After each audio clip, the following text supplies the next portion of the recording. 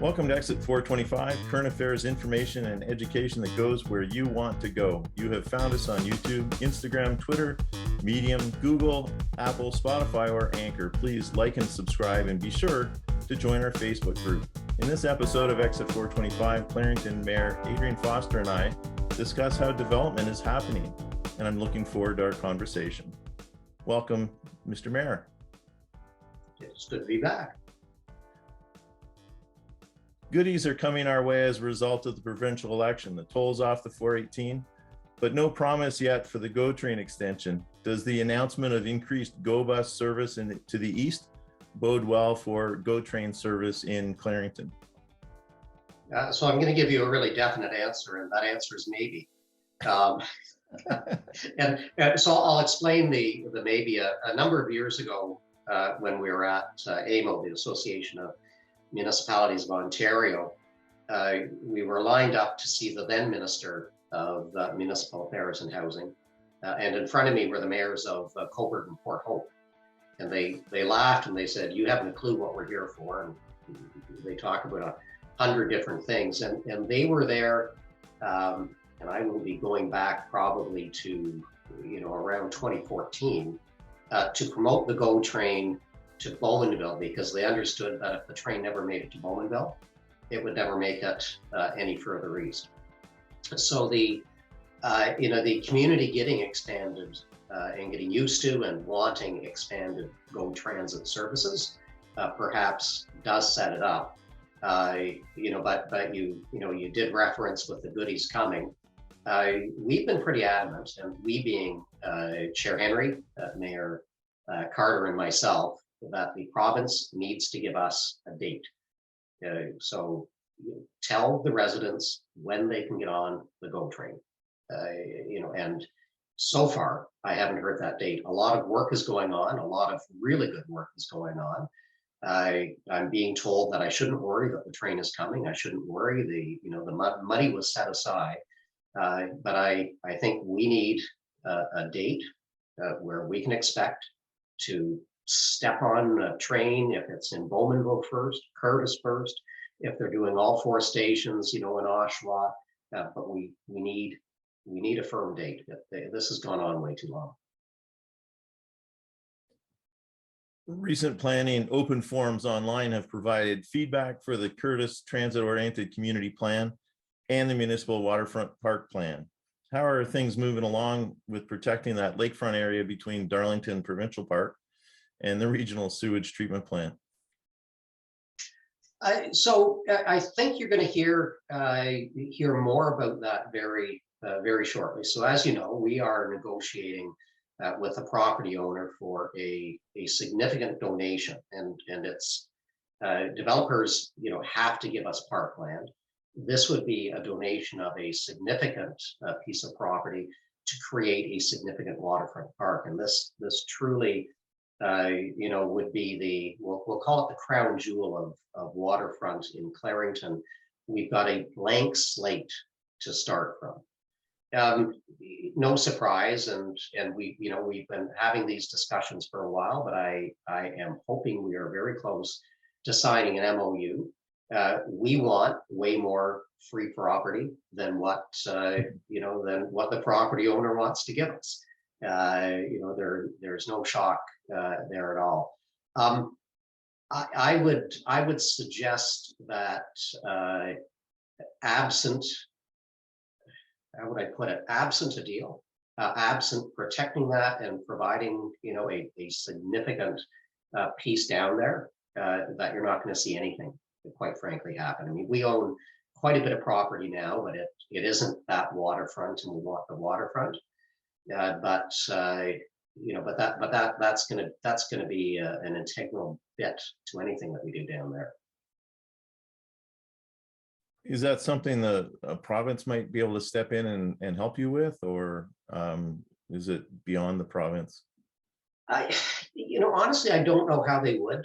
The park will take many years to develop, so the total cost involved in developing the park to the full vision, if you will. We are always quite happy to take provincial money, federal money, regional money for that matter, to do the development, which doesn't mean that it's many years out before people would get to enjoy it. It's, you know, you open the park, you use it, and then you put whatever amenities you've decided to put in down there.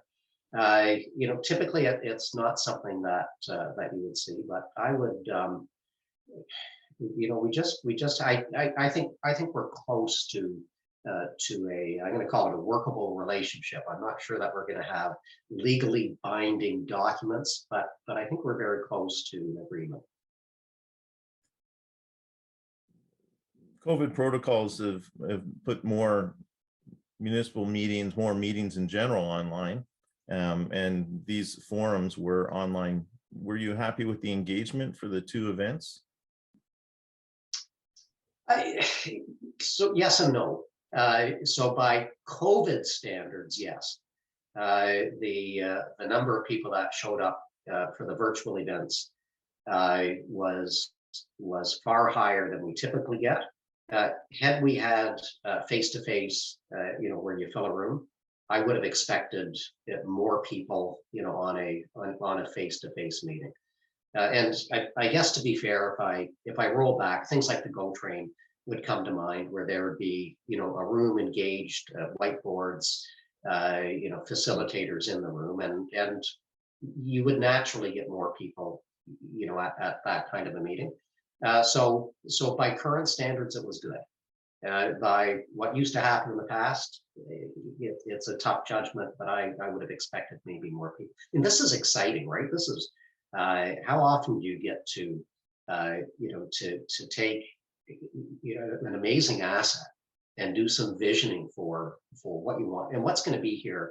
You know, the truth is, what we preserve now, hopefully, we're talking about hundreds of years into the future. That you know, the land is in public ownership, you know, protected because it's public ownership, and open to, you know, to our grandkids and our grandkids' grandkids.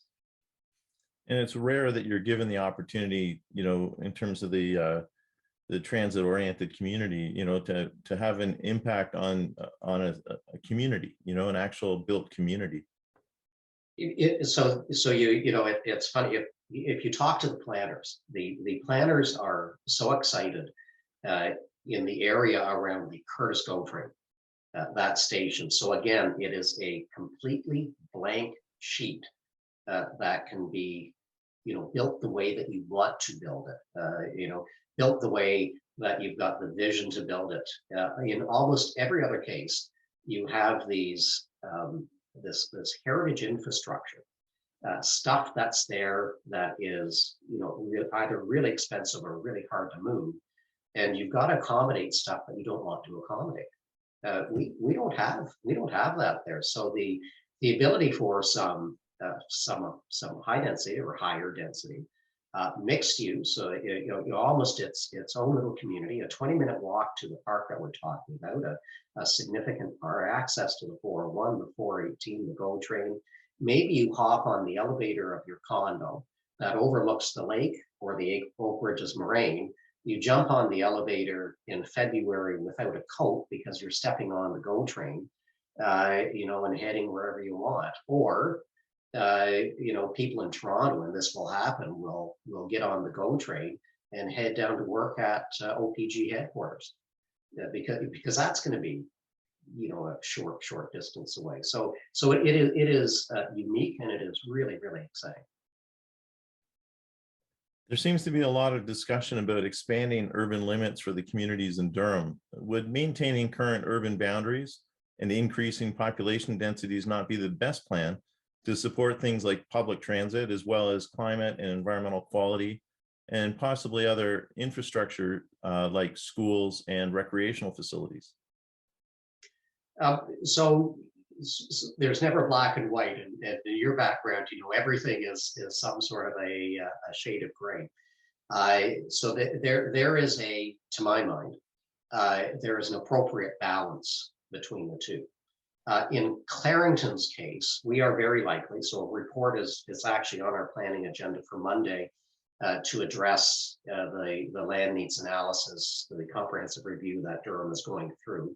We don't have all of the information to come to a firm conclusion, but there's a suggestion as to the direction that we're going in. And if the answer is intensification or urban boundary expansion, our answer is yes to that. So the problem with maintaining urban boundaries and intensification is you will disrupt existing communities. And you will see our chambers are the fullest when we've got high density going into established neighborhoods, even along the main transit routes. People adapt to change quickly, but as a species, we don't like change all that much. So getting that balance. This is why Curtis is so exciting. You can put high density in there, and you're really not disrupting a whole lot of people. The other side is there is an appropriate housing mix. So one form of housing mix doesn't satisfy what everybody wants or what everybody needs. So if we're going to satisfy future wants and needs and have that diverse community, we're going to have a bit of both. We are seeing in Clarington, which we hadn't seen that many years ago, that developers would insist that the only thing they could sell would be townhouses or single family homes on decent sized lots. With housing prices going the way they're going, they are now focusing on far higher density to the point where we used to force developers to put higher density in. We find ourselves on the exact opposite side of the table where developers want to put in far more density than we think is appropriate in certain areas. And that's been in a fairly short period of time. I was laughing with a developer a couple of years ago who had come to the table with a proposal. 4 years earlier, they were begging us not to require density. And then the developer came to the table saying, I'm making this up. I need a 25 floor building. That was, well, you were pleading with me to let you do 2 floors, and now it's 20. But it's what the market will bear as well, right? So I'll finish that by it'll be an interesting debate on that. In Clarington, we get to have it both ways. We need some urban boundary expansions, and we have been asking for this for years to accommodate employment lands. So particularly between Curtis Road and the 418, and lots of politics, but that debate goes back to 2009, and it's one of the reasons, one of the few that I ran for mayor. So that we need, but we're also getting intensification again, particularly around the transit areas. So we're doing both. A gray area, and lots of gray, but and it's never a clear-cut thing one way or the other. And that's where that, we were talking before we recorded here that about the importance of learning from each other and seeing different points of view. And that seems to be a really difficult thing to achieve these days, but it's necessary in this case. So we had an interesting, we had an interesting with staff, a conversation with staff that governments, we don't do a great job at public education or government relations. So you will frequently hear from the building industry. They've got these wonderful campaigns going on, and on one side, and we don't. So maybe we need to do a far better job of, high density people will come to chambers and tell us that the value of their house is dropping. Their real estate agent told them the value of their house is dropping because high density is going in. And if that were the case, Toronto, Vancouver, would have the cheapest. Really, if it's not the case, it brings diversity. The mom and pop restaurants that can't exist without that. The jobs, the diversity, and then there is too much, and we've all seen examples where you put a whack of high density in one spot that just doesn't work. So yeah, balance, I guess, is the word of the day. Balance is the key. In Curtis, there is some exciting construction happening on the site of one of our community's favorite post-soccer hangouts, Scoops in the Pine Ridge Motel. Yep. A grant is supporting that development. While there are some clear economic benefits that make sense with this, does this happen with all development that breaks ground in Clarington? Or is this an unusual occurrence to draw developers' attention to attract higher density housing to limit the sprawl? So it's unusual. I might be off 2015, 2016. We did a study taking a look at Curtis, the Curtis Main Street area, and put a grant process in place. And this is the first time someone has applied for that grant. The purpose of the grant was to encourage development. The Mon Development in 2016, and I might have my dates a little bit off, I'll apologize. We did a Main Street study in Curtis. The observation is that Curtis has always been difficult because there has been no identifiable downtown. It's sort of a, you've got strip plazas and a mixture of houses along Highway 2. So we put a grant process in place then that said, if you meet criteria, you will qualify for grants. And the deal on that is, so we may be giving money back, but we're not giving money out up front. So development charge grants will come, but that money will go back to the developers, assuming that they meet certain criteria, and that is around density, for example. I think they'll be designed. There are a number of different things that they have to hit. And again, until the building is done and until they demonstrate that they have met what we said they had to meet, they don't get the money. So it's not cash up front.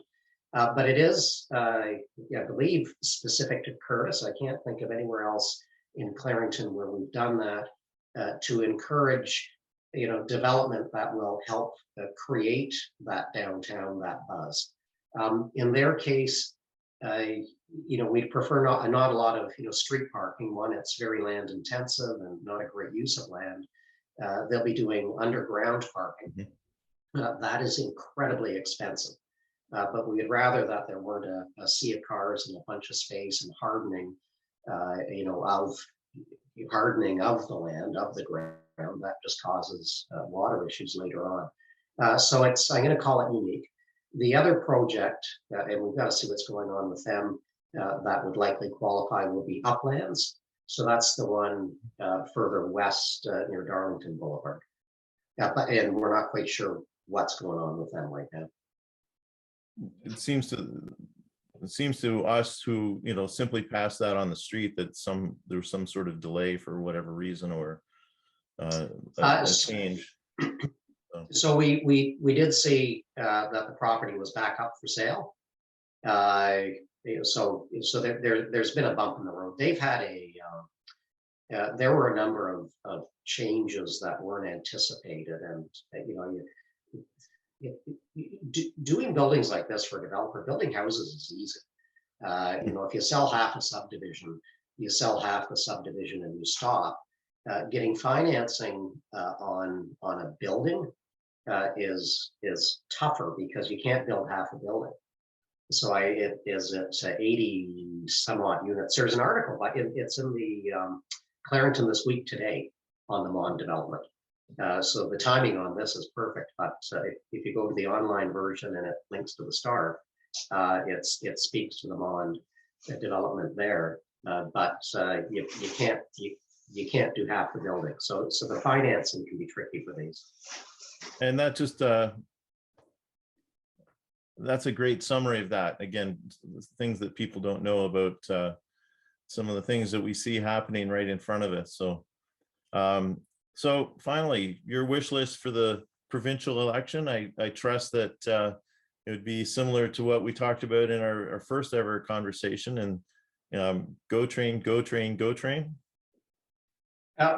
So yes, one of the ministers, we were at Queen's Park. I can't recall who we were seeing was the then Minister of Transport, So myself and a couple of staff heading down the hall, and he looked at me. He said, I know, Mayor Foster. Go train, go train, go train, go train.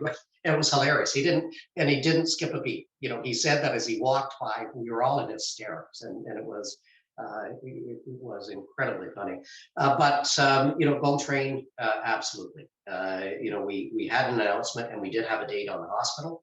You know, we need to see the hospital move forward. I understand that there have been some changes to the Green Box program, some unanticipated changes to the Green Box program. So it'll be interesting to see how those move forward, because that whole system is changing fundamentally. And the last report we had at the region, you know, some of those bits looked exceptionally awkward. Those just came out. I haven't had an opportunity to revisit or review them. We are, and you're talking about the lady that you interviewed earlier will disagree with me fundamentally.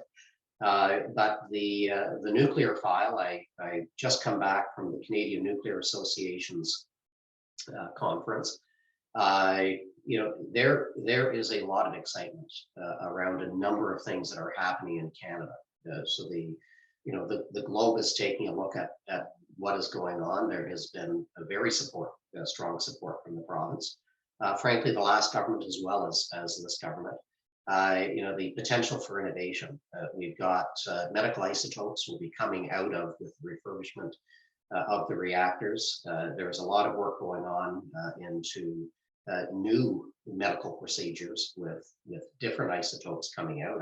Whether you know it or not, Canada supplies the vast majority of medical isotopes to the globe.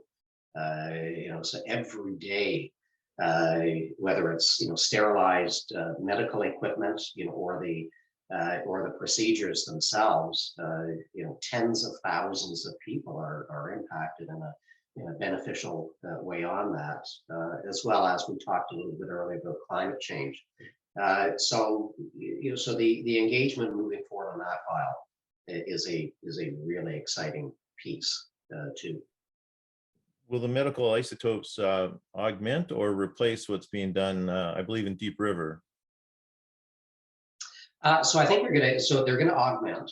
You've got Bruce doing a lot, Deep River. There's a cyclotron in Vancouver, so they come from a variety of sources.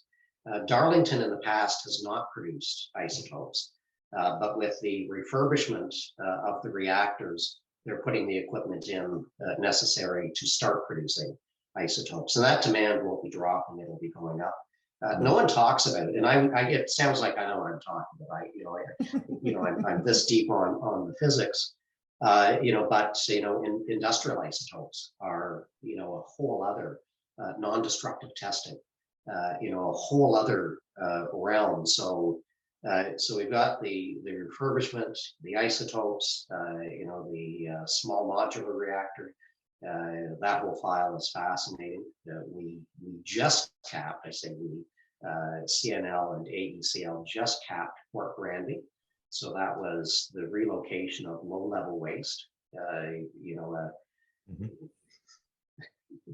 a far, far, far more environmentally benign way of doing things. And hopefully, we're talking about public space and parks.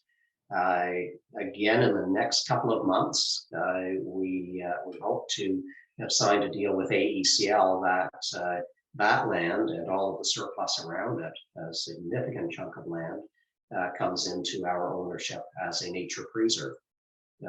So again, another big piece of property that is publicly owned and will be able to be publicly used.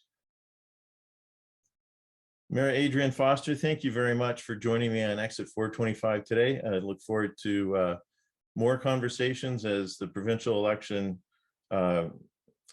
comes closer, and then the municipal election in the fall. Thank you for your time. I appreciate it, and all the things that you've shared with us today. Steve, you take good care. And for anyone who's watching, take care, be safe, because we still need to worry about that. Indeed. Thank you. All righty. Bye now.